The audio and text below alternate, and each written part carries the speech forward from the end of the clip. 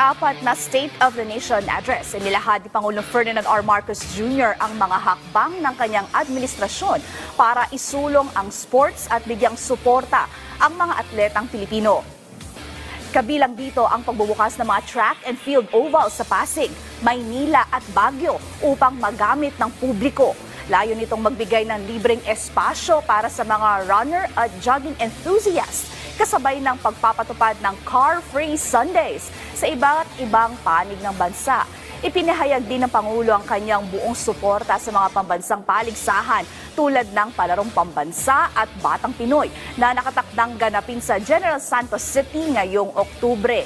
Sa kooperasyon ng Philippine Sports Commission at Philippine Amusement and Gaming Corporation, palalawakin pa ng administrasyon ang mga grassroots program para sa mga pampublikong paaralan.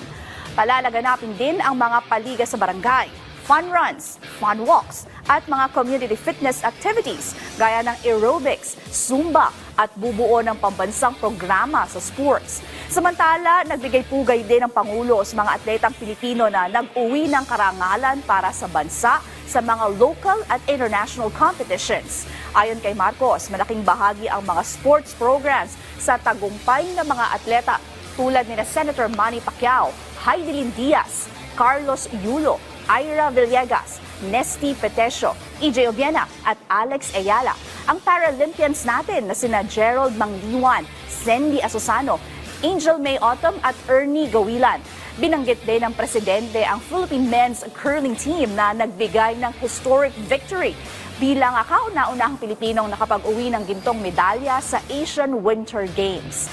Ayon kay PBBM, ang kanilang tagumpay ay nagsisilbing inspirasyon para mahikayat ang kabataan na pahalagahan at yakapin ang larangan ng palakasan. Sa kanyang talumpati, umani rin ng kasiyahan ang pagbibiro ng Pangulo kay PNP Chief Torre na ibinilang niya sa mga sports icon.